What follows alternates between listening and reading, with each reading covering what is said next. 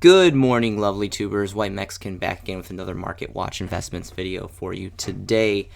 Getting things started, we're going to kick off with the Danger Archetype. This is still a really prevalent engine. I think this engine is really splashable.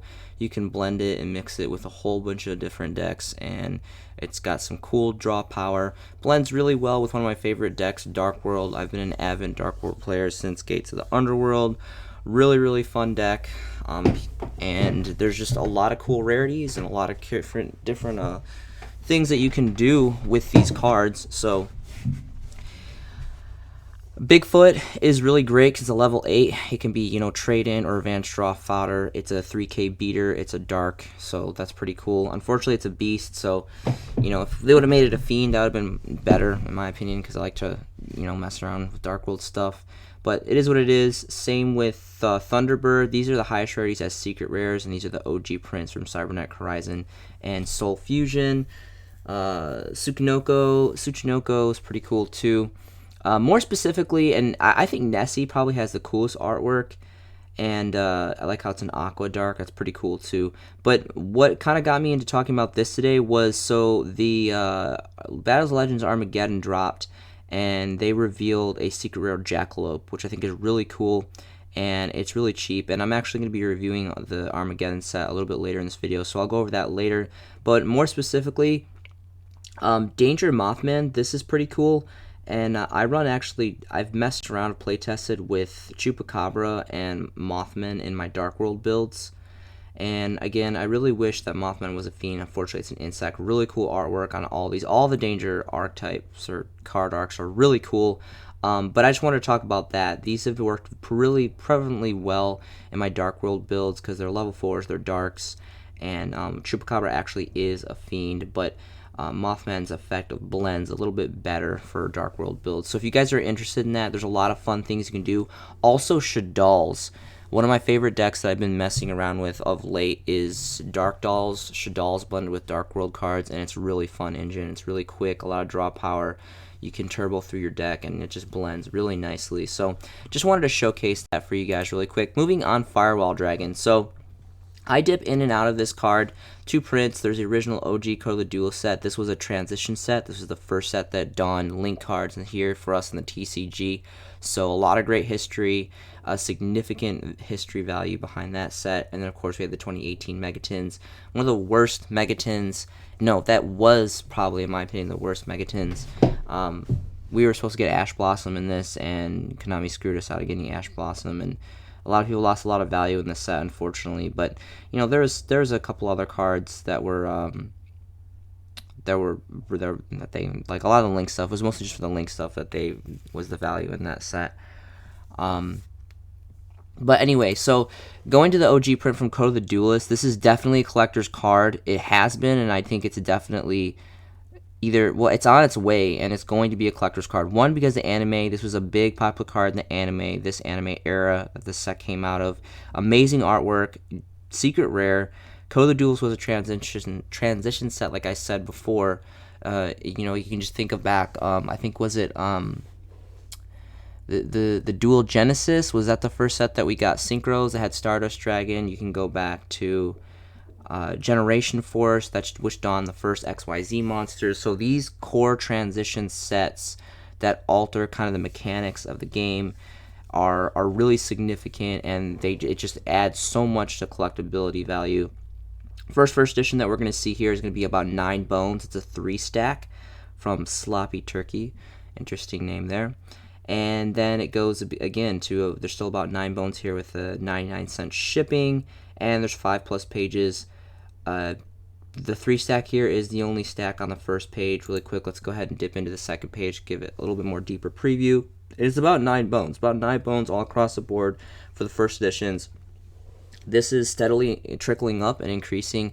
I bought these all day long for like 2, and then 3, and then 5. And 5 is still my standardized price. I would trade or buy for these. First edition, Code of the Duelist, first edition exclusively. These are the only ones that you want to go in and invest in, because this is for collector's value. Also, another good part of history for Firewall Dragon, it was part of the infamous Danger Dark World loop that got forbidden and banned, and then I think it got, was it Cannon Soldier that it got this card banned anyway, but that's a really significant part of history, a really cool part of history in the game, and that's just going to add on to the infamy of this card. Next is going to be Curse of Darkness. 3 different prints here. Got a common, Dark Rev, rare, and then the OG Invasion of Chaos, Generation 1, very nostalgic. Dual Monsters era core set.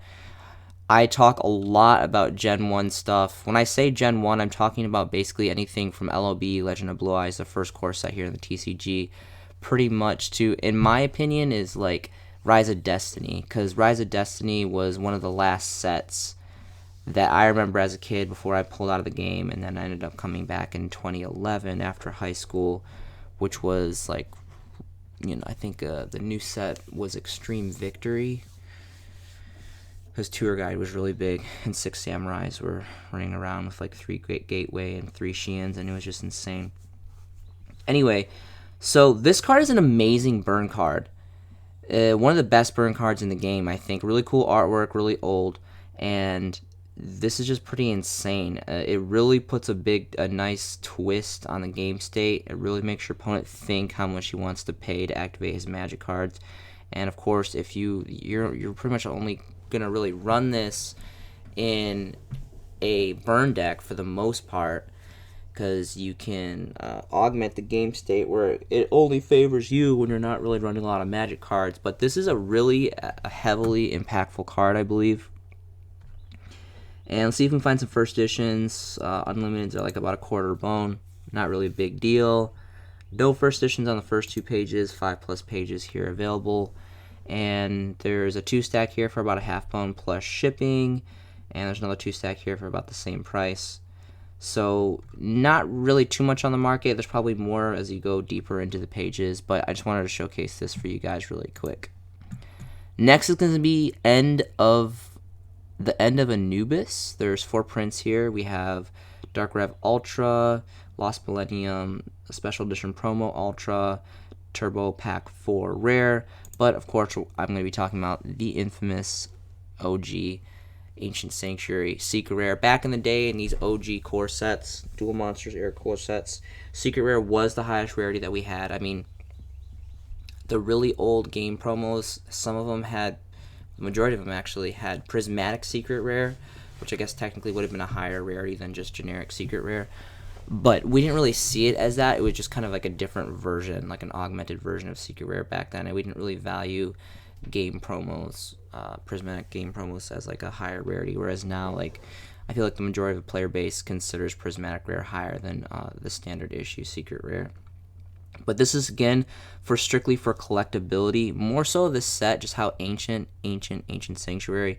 This card is extremely old, has amazing artwork. I'm personally really big into, like, I love Gravekeepers. I really love Egyptian-based decks and cards because, I mean, the game was kind of based off of, like, an Egyptian theme, at least if you go back to, like, the OG anime and stuff with, like, Yami Yugi and all that. So I really like Egyptian stuff, and this is definitely right up there with the bounds of the Egyptian theme. It's just a like really awesome, cool looking monster card. Stats aren't too terrible.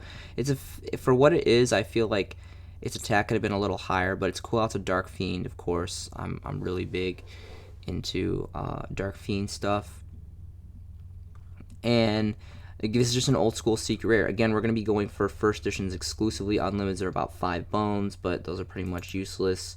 There's only 2 pages on the market. Definitely dwindling in numbers for the first editions. The first edition print we're going to go, it jumps all the way up to 21 bones. There's a 2-stack here that goes to about 28, and then 30, and then beyond that. And majority of these are 1-stack, except for this 2 of right here. So really dwindling. Market is just eating up on this card. This is definitely, it has been, I've been talking about this card for quite a while now. I think it's probably been about, it has to have been at least a year or 2 now that I've been dipping in and out of covering this card. Definitely a collector's market card. Next is going to be Skill Drain.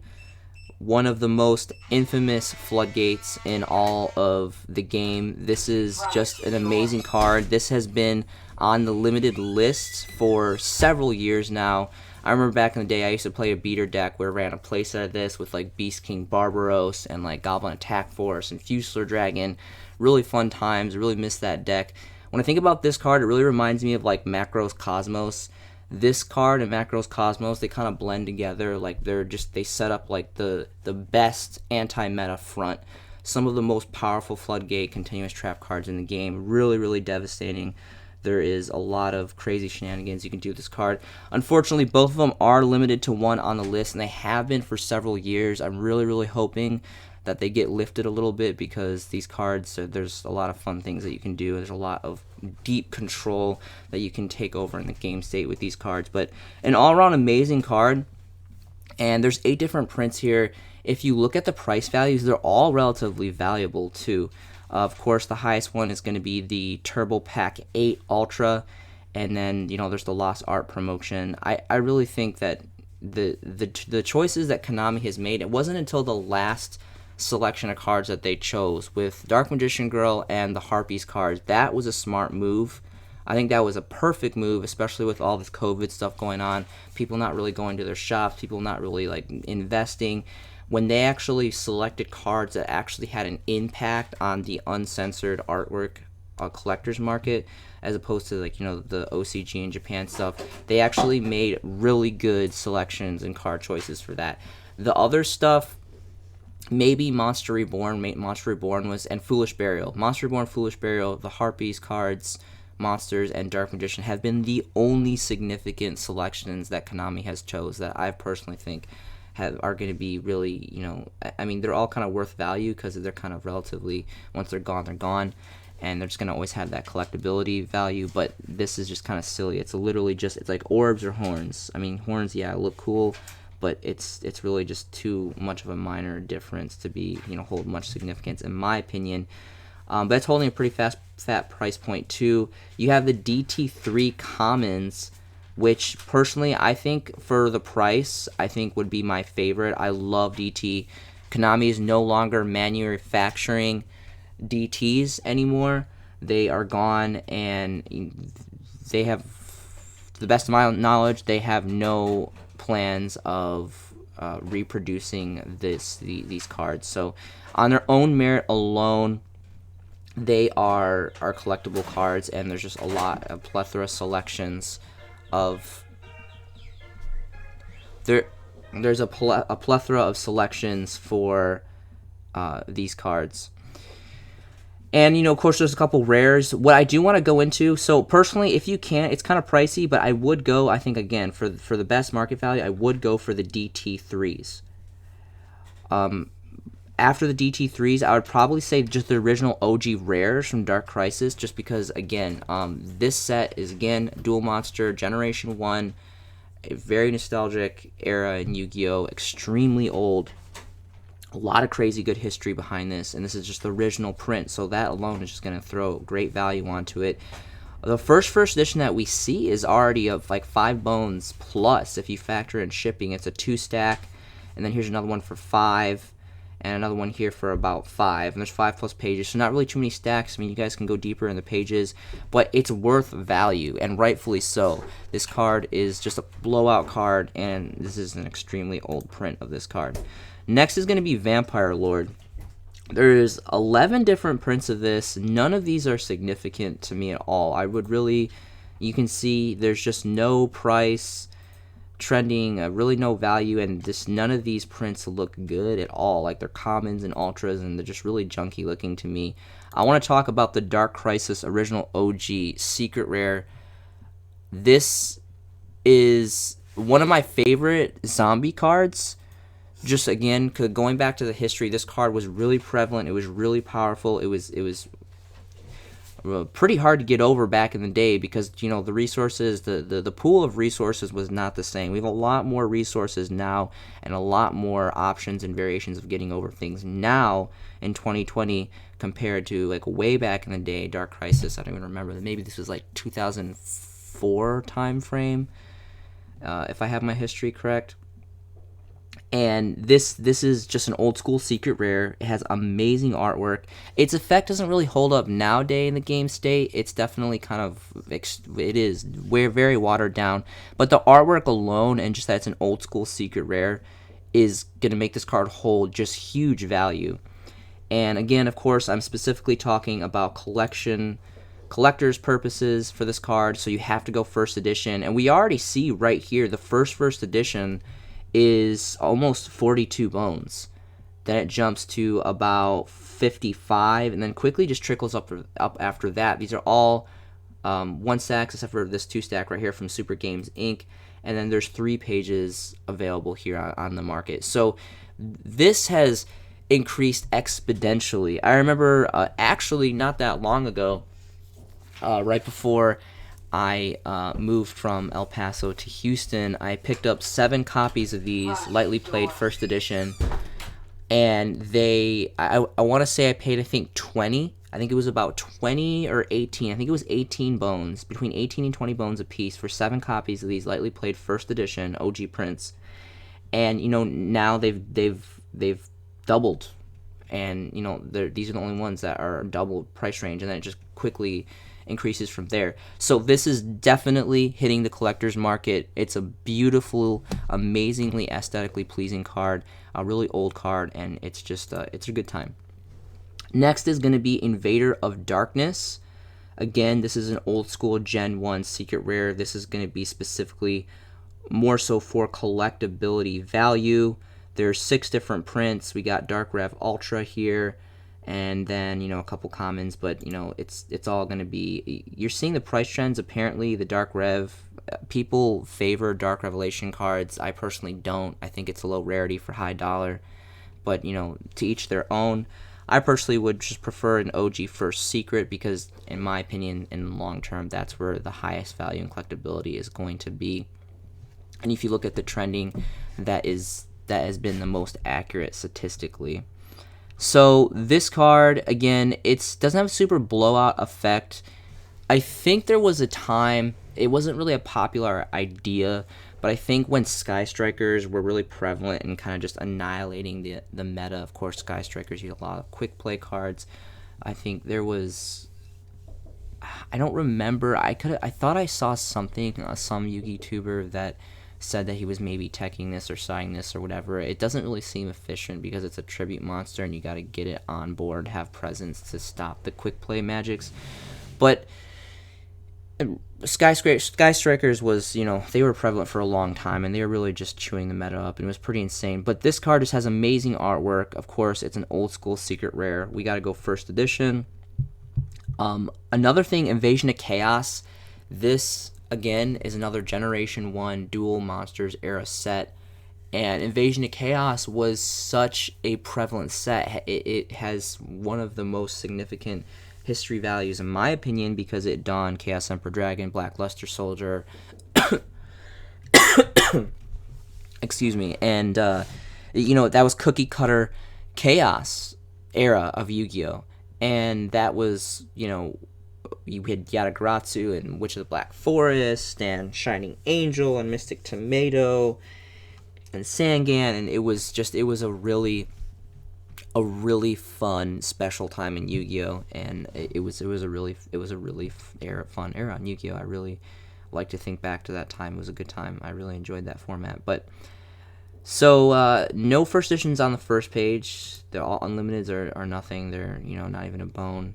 No first editions on the first page. It looks like the second page we're getting about 5+ pages, so definitely dwindling in numbers. I remember the last time reviewing this, there was a significant amount more available for the first editions. We are not even running into a first edition now.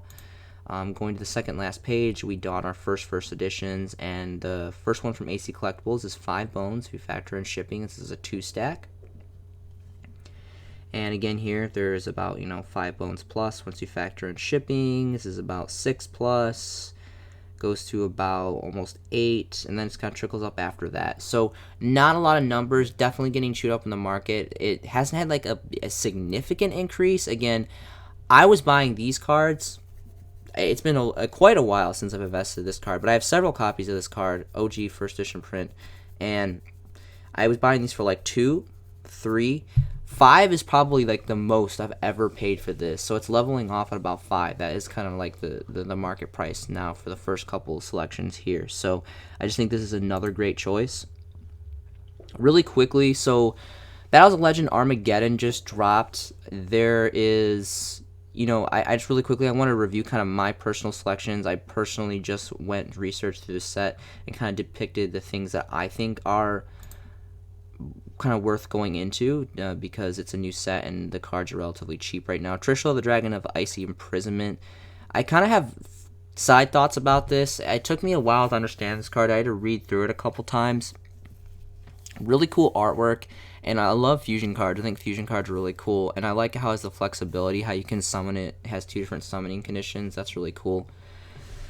But I'll let you guys pause the video. You can read the effect, make your own decision on this. I think for what it is, when I first read it, I got really excited about it, and then after reading it a couple times and fully comprehending the card, I kind of got less excited about it. But it is a secret rare. It has really cool artwork, and it has the flexibility of, again, 2 summoning conditions, which I think is pretty unique and really cool. And Trishula is just a fan favorite card in general, one of the all-time most infamous synchro cards in the game. So I think it's cool that it finally got a augmented version in fusion form.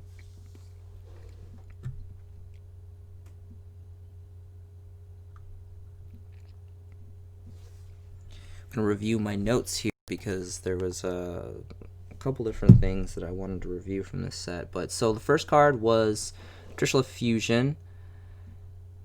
Next card is going to be Angeli, of course. I mean, this card has been ungodly expensive for so long because it just had 2 prints. It was the OG Ultra and then the reprint Ultra from, I think it was like 2014 Megatons or something like that. Pretty cool artwork. Well, Dolces in general, I've never personally built and piloted this deck. It's really combo eccentric. It's a really blendy, like, quick deck, and there's a lot of crazy things that you can do, and apparently it's relatively competitive even still to this day. It's just been so expensive to build because the reprints haven't really been generous on this archetype. But really cool archetype, really cool artwork. I like how it's all like food and desserts and stuff, and this was amazing. I'm so happy that they reprinted this in secret rare, because not only does it drop the price of this card, bring more fluctuation to the market so more players have the ability to play this card, but it's just one of my second time favorite rarities, which is secret rare, and it just looks gorgeous in secret rare, so rightfully so. This is a really good move on Konami that they decided to make this a secret over an ultra.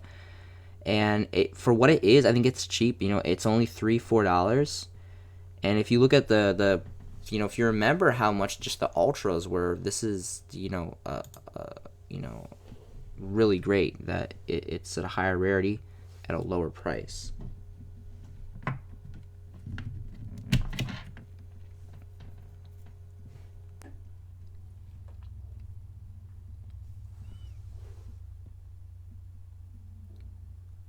think it's really dumb that they made cross sheep an ultra rare. This card is worthy of a secret rare. I really don't know why they made this ultra rare. This would have been amazing if they had made this secret rare. I would have definitely invested in cross sheep. It's just a blowout card, but I don't know why Konami made it an ultra rare. You guys if you watched my videos before, I'm kind of like hate on ultra rares. I'm really not a big fan of ultra rares. There's only a kind of few different versions of ultras that I invest in, such as Shonen Jump promos, Duelist Saga ultra rare, and then like original like OG Gen 1 first edition ultra rares are really the only ones that I don't really much care for. Chimera Tech Mega Fleet, there's 2 prints of this obviously being the higher rarity. This is really cool. I would maybe take a look into this. Of course, Danger Jack, this is a rarity bump, and I like all of the danger stuff, so anything that's going to give you a rarity bump in this archetype is really cool. So this is pretty nice. Chimera Tech Mega Fleet I thought was really great. Artifact Ignition, so this is the highest rarity print that we have of this. A lot of people like to use the Artifact engine as like a splashable blend. They kind of mix it in with whatever it is they want to play. I don't really understand how that works. I think it's kind of bricky sometimes, but people make it work, and they make it work relatively successful, so it's pretty impressive. plenty of the market to choose from, and really cheap. It's, you know, barely $1, and this, again, this is like the highest rarity. So, and it's a secret rare, so secret rare is, you know, I'm all about secret rare, so I definitely think that that is worth potentially investing in.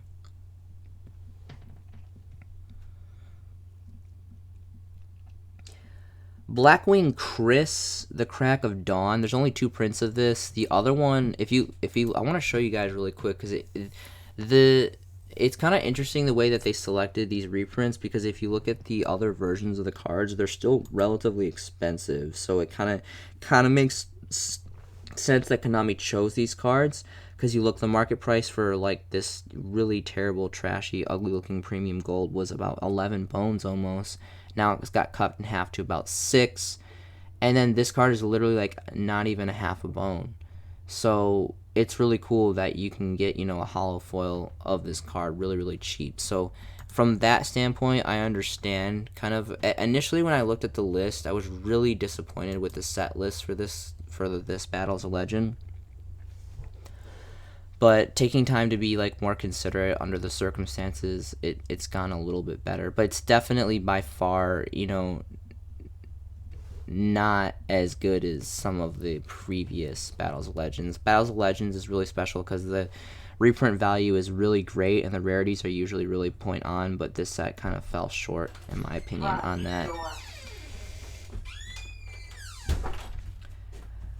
If I'm not mistaken, this would have been great as a secret rare too. I really like Salamangreat a lot. I like how like they're quick and they swarm. I'm pretty sure that there's an OTS super rare of this, because I know the original print was an ultra.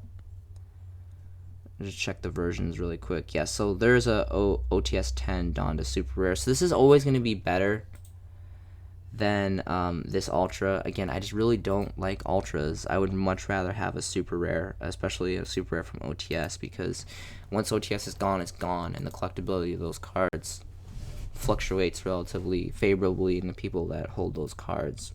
And I just like super rare better than ultra rare personally. That's why I really wish that and that's another really good card. Salamangreat is kind of not really prevalent anymore. It's kind of here and there, but just like the history and how much of a big player base and how big it was. I think it was maybe like last year. I don't really remember. It wasn't that long ago. This deck was a very prevalent meta deck, so I definitely think they should have made that secret. I think that was kind of a blunder on Konami's part.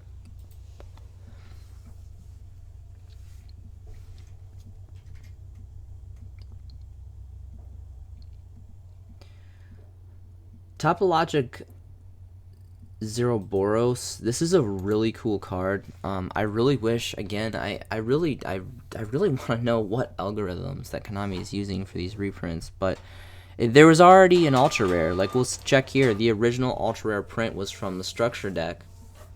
I think this is a highly underrated card. It's really powerful for what it is. I would personally go for the OG print. Even though this is a structure deck, I still would much rather have the original print. Their price points are relatively about the same.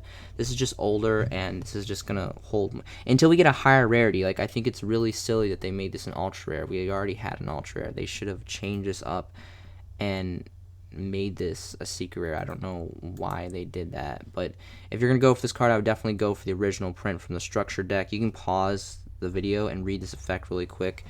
I think a lot of people have forgotten about this card. That structure deck kind of just came and went, and no one really paid much attention to it, and it kind of just slipped by. But I think this is a really cheap card. I think it's really good. It's got amazing artwork, too. I really like the artwork a lot in that card.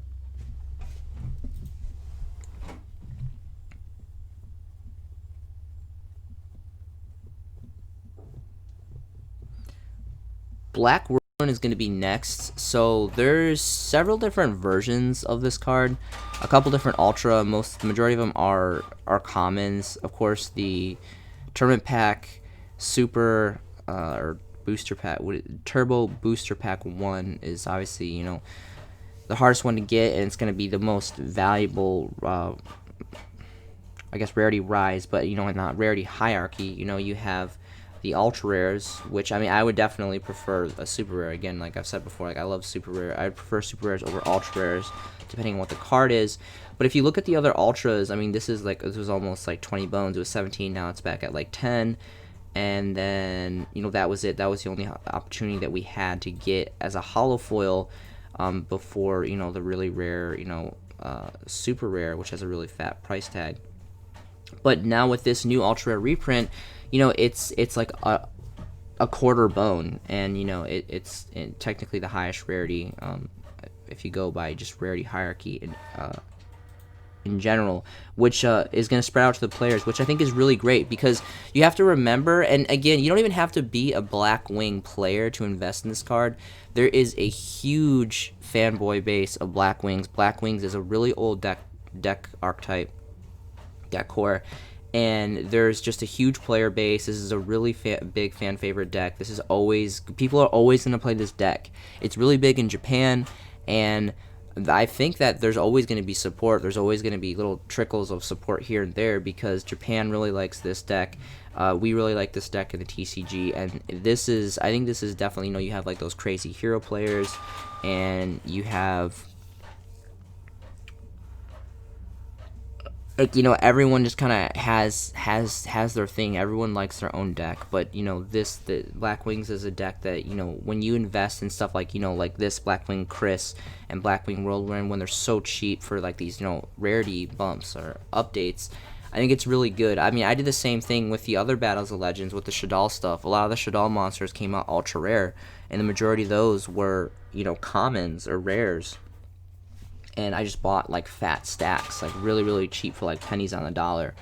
And it paid off really well, because it took a while, but the card slowly became from like, 5, 10 cents, 25 cents to a couple dollars. And, it panned out really good. Plus, it's just a really popular deck. Same thing too, like Shadal's is another fan favorite deck. So, I mean, why not pick the, support cards up for cheap when you can potentially pitch them off later for a higher price point? But it's all in perspective, and it's all about how the market fluctuates. I mean, it's going up and down all the time, so it's all about being in the right place at the right time, and also your resourcing and networking where you're getting your product from too, depending on the price points that you can get as well. So that's going to be pretty much it for Battles of Legend Armageddon. Again, I really was not impressed. This is pretty cool. I like Malefic stuff. This is just a quick way. It's a generic. You can remove any Malefic card from your extract to bust out a 4K beater. That's really the only reason that I would use this, or like for Elder Darkness target to draw. Last card is going to be Summon Skull. I really love the artwork of this. This is probably one of my all-time favorite vanilla and normal monsters. There's a lot of cool prints, like, of course, Metal Raiders OG, Ultra, which probably are ungodly for first editions. Dark Breeding Super Rare. You got the Dual Terminal 5 rares. I personally invested in several of these. This is really cool. But my favorite all-time, of course, is going to be the 2002 Original Wave Collector's Tin Super Agent. These are going on, 18 plus years of just, being ancient, and the Secret Rare foiling is just really beautiful. Again, they really did Secret Rares really well. They still do them now. It just kind of depends on what set and what set is being manufactured. But more specifically, back in the day, they did the Secret Rare foiling very, very well. And again, this was the highest rarity that we had back then. We didn't have Ultimate Rare. We didn't have Starlight Rare. We didn't have Ghost Rare. We didn't have, all these crazy blended rares. Secret Rare was it. Of course, as the tin promos, these were just getting passed off left and right because kids were opening these, and these are at a point where this is literally like core Gen 1, like the very genesis of Yu-Gi-Oh! It's gone so old, so you're really only going to find these in like someone's grandma's attic, or like a little kid's shoebox under his bed, or like the majority of these have been destroyed, honestly, because when the game was just at kind of an adolescence and it was still developing followers and it was popular, but it was still kind of, there really wasn't a lot of cards around, and there wasn't like a lot of crazy rules and mechanics. Unfortunately, the player base was just a lot younger, and a lot of people just didn't take care of their cards because they were like little kids. But there's one for 14. Then 14 is going to be the market price that it starts off of, and then it slowly starts to trickle into about 20, and it goes to 30. Only 2 pages left of this, and then it already, before it hits the 2 page, it goes up to the $100 mark, which is pretty insane. I I really love this card. Obviously, it's already well into the collector's market, as it should be. This is ancient. It's a really big anime card, really big Yu-Gi-Oh card, and this is the highest rarity that we have here in the TCG. I have social media. The link is going to be below. If you guys have any questions, if you guys have any recommendations for any kind of cards that you would like for me to feature, or if you just simply want to talk about anything Yu-Gi-Oh, I would love to hear from each and every one of you. Yu-Gi-Oh has been a big passion in my life for so many years. I've invested so much time and so much funds into this card game. I love the brotherhood, I love the friendship and the fellowship that this game brings to the table, and I really appreciate you guys taking the time to watch my videos. I've had a small growth in this channel the last couple months, and I'm very, very grateful for that, and that's all because of you guys, and I really appreciate that. I feel extremely blessed that I have the opportunity to create the content that I love to create, and that there's someone out there listening to this content, and I hope that you guys are enjoying viewing this content as much as I love creating it for you guys. Thank you so much for watching these videos. I hope you guys are having a fantastic day. This has been a showcasing by The White Mexican, and I will see you in the next video.